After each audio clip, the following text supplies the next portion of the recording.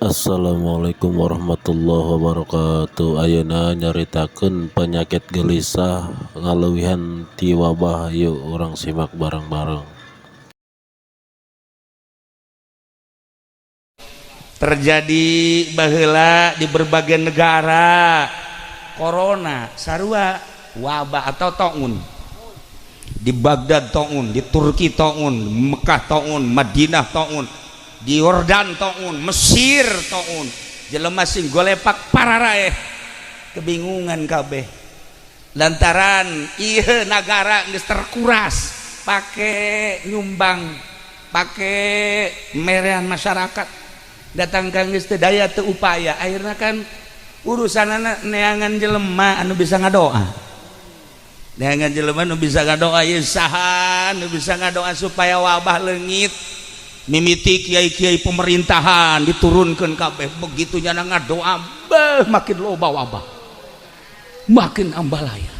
Bismillahirrahmanirrahim. Alam nashrah laka sadraka wa wada'na 'anka wizraka alladhi anqadha dhahrak wa rafa'na laka dhikraka fa inna ma'al 'usri yusran inna ma'al 'usri yusra fa idza faraghta fansab wa ila rabbika.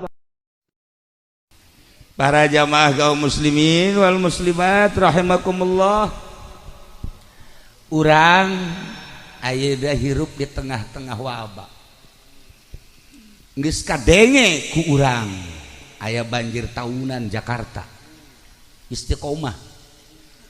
Aya tiris anu berlebihan paraeh. Panas berlebihan paraeh sarua bae. Kemudian gempa paraeh, angin beliun paraeh sarua bae. Kalaparan di luar negeri paraeh. Iyalah musibah kuari urang ngadenge.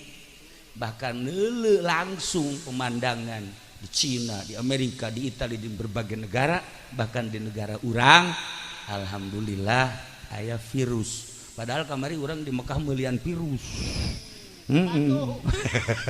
Tapi orang virus ieu mah bahaya eta. Nah, jadi kuari teh jelema bararingung dibere virus, padahal mah Allah geus ngajelaskeun teu kudu bingung. Sebab di Al-Qur'an ma asaba min musibatin fil ardi wala fi anfusikum illa fi kitabin. Eueuh hiji musibah, eueuh hiji bencana di muka bumi, baik eta banjir maupun angin, gempa, corona termasuk. Wala fi anfusikum atawa anu menimpa ka diri urang masing-masing ieu teh illa fi kitabin min qabli an nabraha kabeh geus aya tulisanana di Lauhil Mahfuz memeh diciptakeun dunia. Jadi geus aya ti ditu da tinggal urang macaan bae poe kamari kitu poe ieu kieu poe kamarina deui kitu. Ieu kitab-kitab urang teh geus aya di Lauhil Mahfuz, kitab dunia, kitab urang. Tinggal urang nabae macaan kitab mantap para aulia Allah mah geus lain macaan Quran dibaca, geus lain maca Bukhari dibaca, geus lain macaan kitab-kitab ulama nu dibaca kitab waki. Poe kamari kos kitu poe ieu naon ieu nu bakal terjadi kitab Lauhil Mahfuz. Beuh batur mah maca kitab teh geus datang ka dinya. Kitab di Lauhil Mahfuz nu bakal terjadi isukan urang makan teh nyaho. Jeung eueuh nu dibere nyaho. Hanya orang-orang khusus dibere nyaho isuk bakal anu, isuk bakal anu, isuk bakal anu. Pageto bakal anu, pageto bakal anu. Kanjeng Nabi mah geus jelas sayati dibukakeun di Lauhil Mahfuz ku Gusti Allah. Bakal datang zaman anu, bakal datang anu, bakal datang anu, bakal geus dibejakeun. Boro-boro eta di jero kubur dibejakeun, mahsyar dibejakeun, jembatan Shiratal Mustaqim geus katingali ku Kanjeng Nabi dibejakeun ka urang. Kemudian surga jeung neraka geus dibejakeun. Urang tinggal iman ka Allah Subhanahu wa ta'ala. Nah, panyakit-panyakit eta musibah eta mah masih ringan. Masih ringan. Cek Ibnul Qayyim nu berat mah penyakit gelisah. Jadi aya penyakit gelisah. Ieu mah saya jasa obat. Iya bisa jero hati penyakit gelisah. Dahar sakitu jeung opor, karasana ya jeung tempe. Gelisah.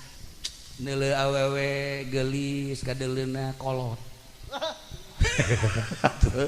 Neuleuh nu kolot kadeleuna ngora. Eta gelisah eta kos kitu. Sok aju sama sambarangan we. Jadi ieu kadeleuna lain digelisah tah. Lamun urang gitu daun ngaranna menghadapi zaman duit boga ku bogana tapi aya keragu-raguan gelisah tah panyakit eta nu hese. Penyakit anu berat mata penyakit gelisah. Penyakit gelisah eta. Nah, penyakit gelisah eta lah anu dimiliki ku jelema-jelema anu kurang yakin kana kudrat iradat Allah Subhanahu wa taala. Sakumaha tadi padahal geus aya fi kitabim min qabli an nabra'aha. Lah urusan kos kitu cek Gusti Allah, inna zalika Allah yasir, gampang Allah. Jadi urang jadikeun itibar, jadikeun pelajaran musibah-musibah nu geus kaliwat anu keur terjadi jeung nu bakal ulah dijadikeun gelisah, ulah dijadikeun bingung. Hadapi sebab aya nu ngurusan. Urang teh mudabbar, Allah mudabbir, Allah nu ngurus, urang nu diurus. Ku teu percaya sih ka urusan Allah. Serahkeun ka Gusti Allah, tenang. Ya Allah ya Rabb. Terjadi baheula di berbagai negara corona, sarua wabah atau taun. Di Baghdad taun, di Turki taun, Mekah taun, Madinah taun, di Yordan taun, Mesir taun. Jelema sing golepak pararaeh kebingungan kabeh. Lantaran ieu negara geus terkuras pake nyumbang, pake merean masyarakat. Datang ka geus teu daya teu upaya, akhirna kan urusanana neangan jelema anu bisa ngadoa. Neangan jelema anu bisa ngadoa ieu saha anu bisa ngadoa supaya wabah leungit. Mimiti kiai-kiai pemerintahan diturunkan kabeh begitu nya ngadoa makin loba wabah, makin ambalaya, makin menjadi-jadi. Coba ya kiai organisasi mah susuganan ge masya Allah makin ambalaya, bahkan kiaina kepaeh. Geus kebingungan masyarakat, geus kebingungan ka mana ieu cenah neangan anu manjur doana ka mana. Masya Allah teangan kabeh sugan bangsa kos kiai atau kiai gagah sarua bae ngajejes, sarua ngajejes pokona sugan cenah modal kos kiai atuh kos kiai mah memeh ngadoa geus modar ti heula harese. Nah ari tak kabeh daratang ka Madinah, ternyata aya jelema di Madinah nu cumplang-campling kadeleuna kos lain jelema normal edan beureun ieu cenah ieu lu bisa ngadoa cek urang Madinah edan tah mah ku kami jeung geus tilok dipaelu teh jelema edan, tetapi lain deui cenah ieu mah edan tapi kadeleuna waras. Ari ieu mah pan waras tapi edan kadeleuna kan beda. Hari itu edan tapi waras. Coba panggil surah seri bae jangan ngaranna geus edan ieu aya naon juga ieu ngadenge bahwa di negara kuari di unggal negara aya taun henteu ceuk. Masya Allah bener edan ieu. Ieu di Mesir taun, Yordan taun, Madinah taun, Mekah taun, Turki taun ngadenge henteu ieu henteu. Apa bisa tengadenge gitu? Itu tengadenge. Ditanya orang Madinah, ayo pagaweana naon ieu unggal poena? Nya nama jalulumpatana ka kuburan bae. Cekna asal deuk dahar ka kuburan, asal deuk nginum ka kuburan. Asal deuk salat ka kuburan. Bu mun aya PKS mah teu jadi teh kos kitu. Nya da bambung anti kuburan nya mah. Ieu mah ka kuburan bae terus bae segala rupa ka kuburan lah. Lamun aya kuburan longsor nyana seseria hobi jasa jangan ka kuburan hobi akhirnya ditaluturkeun ku pejabat-pejabat. Coba coba nyana ka kuburan seri bener di kuburan teh kuam keom ngobrol jadi nyana jeung ahli kubur teh ngobrol tah ieu kan lamun ngobrol jeung Amin Rais moal percaya ini kos kieu kulantaran ieu mah jelema bodoh kabeh atau percaya bae urang mah tapi bodoh ge urang mah bener aya nama pinter ge kurang bener urang mah percaya urang mun nyaritakeun ahli-ahli kubur bisa komunikasi jeung nu hirup ahli kubur roh komunikasi jeung para arwah ahli kubur para arwah komunikasi jeung nu hirup eta bisa aya cara-cara na khusus Masya Allah karim nya jadi urang lamun nyaritakeun kos kitu percaya tapi hese nu bisana hanya jelema-jelema tertentu baheula atuh seperti Habib Toha almarhum kuari bareud Habib Lutfi Habib Ja'far Habib Umar nyana lamun ka kuburan kieu seserian ya oh iya ya udah salah guru kula ajegan Imam Garut pernah kasaksian kan kula ziarah ka Gunung Haruman ngan datang ka pager doang oh ya salah balik deh Masya Allah ba'da subuh poe Jumat urang mah neangan mobil datang kadinya datang ka pager hungkul kikieu balik deui ieu ge kitu tah heuh jarah teh iya oh iya nu kaluar naon iya maksud kos kieu ya horenganan nya minta info pakong teu beres gitulah para jamaah jadi nyana orang bisa komunikasi jeung ahli kubur ya Allah ya Rabb kulantaran katingalina manehanana ieu terus ka kuburan asal dahar ka kuburan asal nginum ka kuburan salat ka kuburan heula tapi salatna mah henteu di kuburan cumplang camping ditanya sebab unggal poe nu paraeh taun loba akhirna ditanya nu sabenerna ai maneh ka kuburan naon di samping osok ngobrol jeung ahli kubur oge kaula ieu tafakur nafakuran nu garagah anu harebat horenganan dikubur saenggeus dikubur ternyata buruk geus kula nafakuran awak kula engke ge meureun aing bakal buruk sarua jeung eta jelema teu bisa ngomong kabeh kararieu ulah sok asa kokoh moan horeng urang ge bakal baruruk dunia cekna dunia fana di samping fana jahat di samping jahat ieu teh jore tapi pangjore-jorena jelema anu mikiran dunia akhirat bagus tapi pang bagus-bagus teh jelema nu mikiran akhirat geus kula datang ka kuburan teh mikiran akhirat abeh jadi jelema nu bagus urang kumpul di dieu kan ieu urang keur diajak dimensi akhirat urang kumpul di dia ya datangkan teh ya jeda ngadahar jeruk-jeruk acan kan tadi tah itu mikiran akhirat bae orang mikiran akhirat maca yasin zikir itu keur dibawa ke dimensi akhirat ayeuna nung paham mah model nu diharareup kieu geus sadar ieu mah pan geus culak-cileuk bae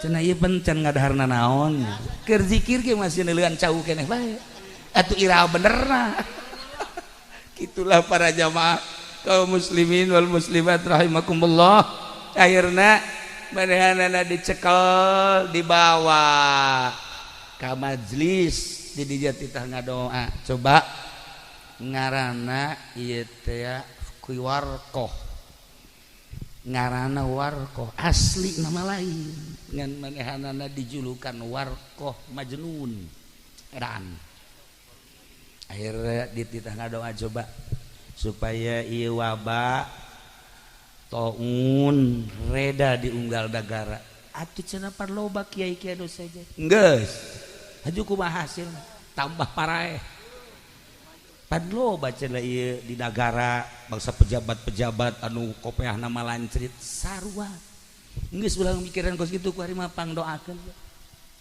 supaya wabah leungit nya mangan sakadar neuleuh doang seuri neuleuh kaluhur seuri ya ge osok neuleuh kaluhur seuri lamun neuleuh buah batur paling ku horenganan dibere ku Gusti Allah bisa nempo Lauhil Mahfuz.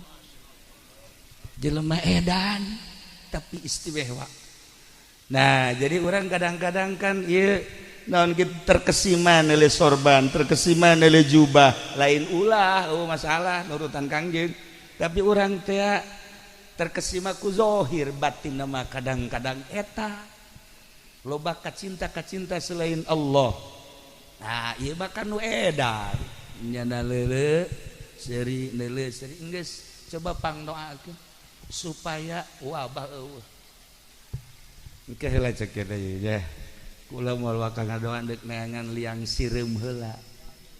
Liang sireum di mana coba aya liang sireum? Peangan, aya liang sireum. Karak nya kadinya sireum dikituan kunya. Sireum ieu teu boga dosa sakeun. Manjuran sireum doana daripada urang. Geus ulah loba omong cak masyarakat ieu beuki paraeh jelema. Hayu geura ngadoa.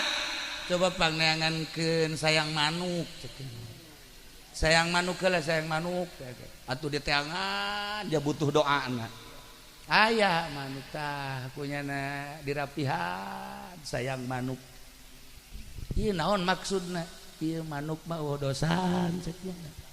Horeganan nyana endek ngadoa teh ceramah heula ngan ceramahna model kos kitu tah.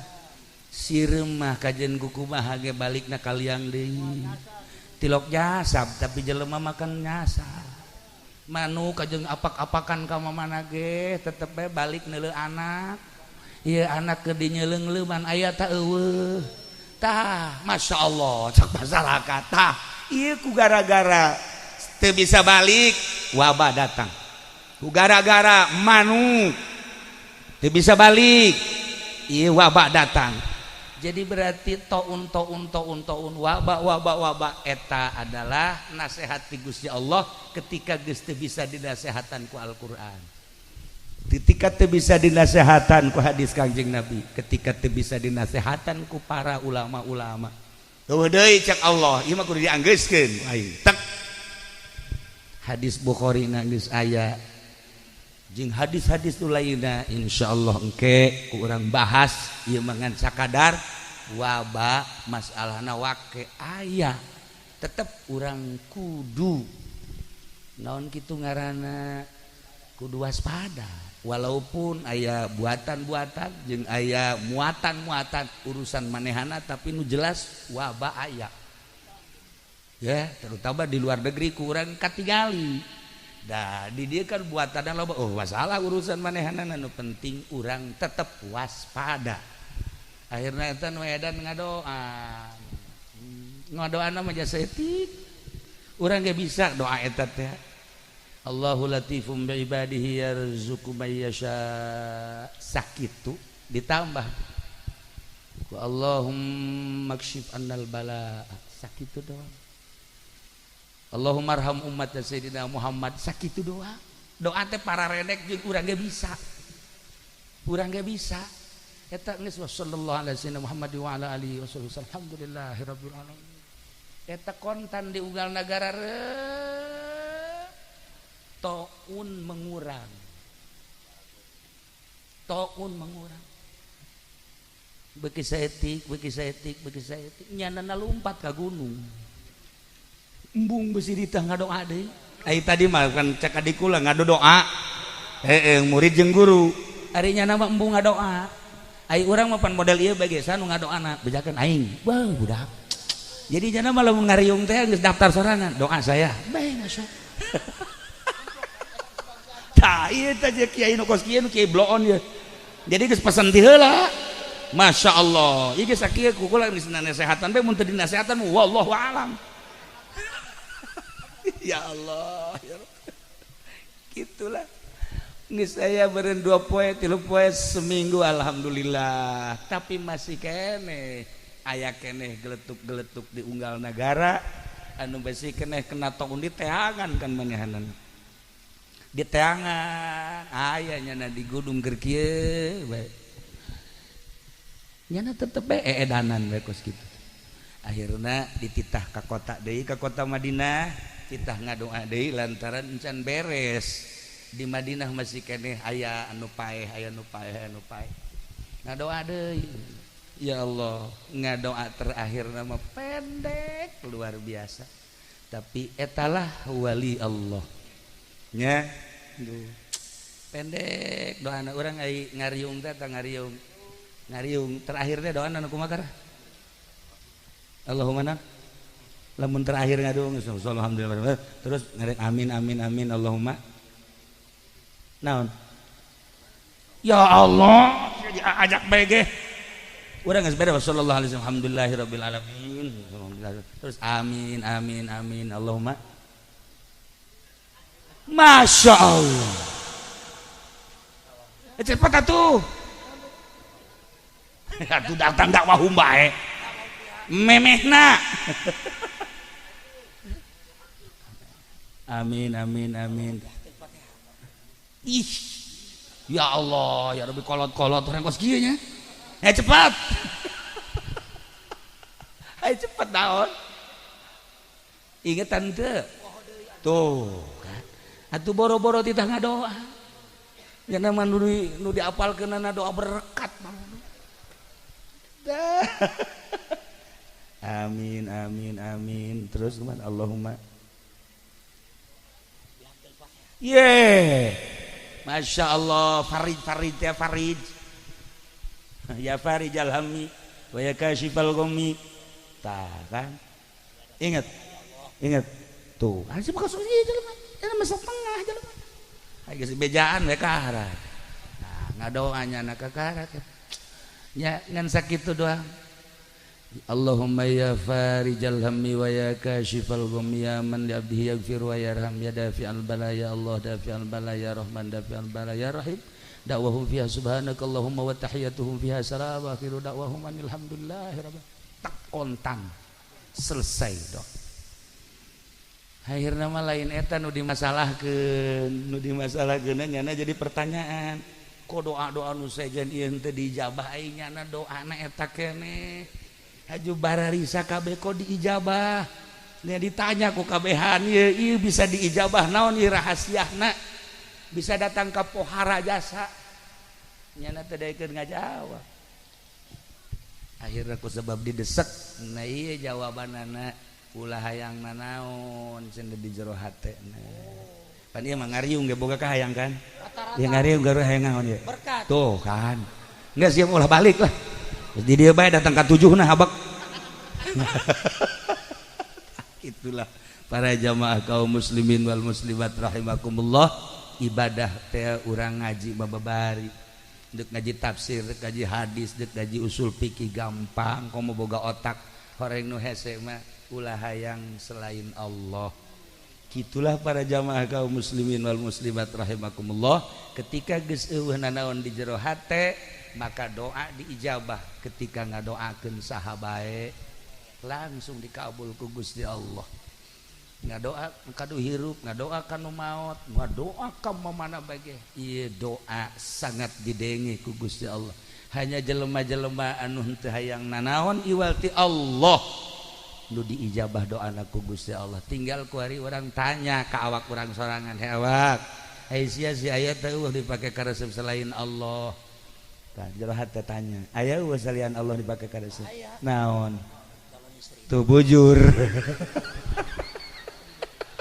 anak buah Haji Agus mah kos karya kabeh ya emang bangsa karya kabeh atuh kos karya masya Allah nah tanya awak urang ketika orang hudang peting jam 1 jam 2 mandi setelah mandi wudu sholat geus teu kudu maca Quran teu kudu zikir teu kudu tanya awak aya selain Allah nu dipake ka resep ku anjeun badeg deui bae horenganan ka katuh ge sarua bae horengan tai eta nu hebat mah ibadah mah maca Quran mah loba nu bisa zikir kitu kene tasbih kitu kene ambalaya datang ka perga tasbih ge nu hebat lain eta tanya awak urang awak jiwa aya eueuh nu dipake ka resep selain Allah hayu arahan petingkah hiji petingkah dua petingkah tilu terus kurangi engke lain langkah-langkahna lain ketika jelema geus berat ka Allah bakal berbeda ja dunia mah cak Allah khalaqtu dunya ilaika aing dunya jang sia tapi khalaqtu ka li aing sia jang aing pimaksudna eta bahasa hakikat dunia ku aing dijieun jang sia geus diwilah-wilah sia mangan sakadar wayang dagang nang aing nguntungkeunana tani nang aing ngaberesanana jeung nguntungkeunana sagala rupa nang aing ketika ku aing dicabut dagang rugi tani ambles kitu kene sagala rupa nang aing kene mana nu nang sian aja eueuh nang sian kabeh nang aing tah dunia ku aing diciptakeun teh geus diatur ku aing tapi sia diciptakeun jang aing maksudna litakuna supaya aya anjeun mau di anazri jang paranti neuleuh aing supaya anjeun neuleuh ka aing sia neuleuh ka aing neuleuh ka sia silih deuleu antara urang jeung Allah kitulah ibadah nu paling hese geus boga rasa dideuleukeun ku Gusti Allah tenang hirup lamun geus boga rasa dideuleukeun ku Gusti Allah ti awal urang ngejah datang ka maca Quran datang ka ngahartikeun datang ka dibahas melalui ulama-ulama ieu Qur'anna ieu hadisna ujung-ujungna mah aslina ibadah mah seperti eta jadi kuari malam ieu ya urang yang pelajaran balik ka imah ke hudang jam 2 mandi langsung WA-an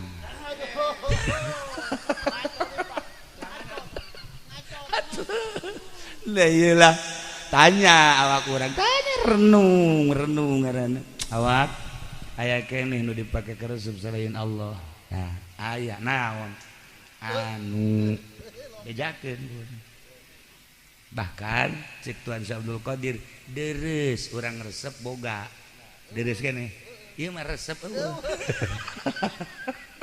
nah kembali deui lamun urang loba ka resep eueuh lamun urang loba ka resep aya urang loba ka resep eueuh ieu tah penyakit nu tadi teh penyakit gelisah engkena urang boga penyakit was-was gelisah kieu beta ngalamun ngaji geus salat lah tuh isuk ge aya deui salat ieu geus mulai tah ngaji geus dahar lah teu dahar ieu geus kegeng ke waktu nama dahar kena nu liwat nyamolotot ieu akibat was-was jadi kita di lamun teu kaburu diajak ka dieu melotot bae kieu tah iya jadi sarapna rada kedah ieu tuh kadeungan gitulah ya yang pembelajaran dari lalagaan ge supaya orang bisa ngamalkeun minimal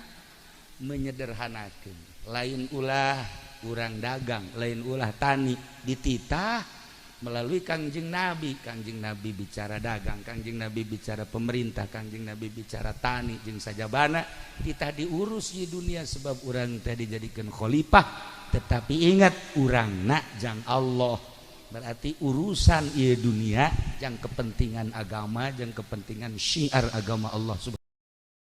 Alhamdulillahirrabbilalamin syakitun disampaikan ke guru orang mudah-mudahan manfaat kasadayana. Assalamualaikum warahmatullahi wabarakatuh.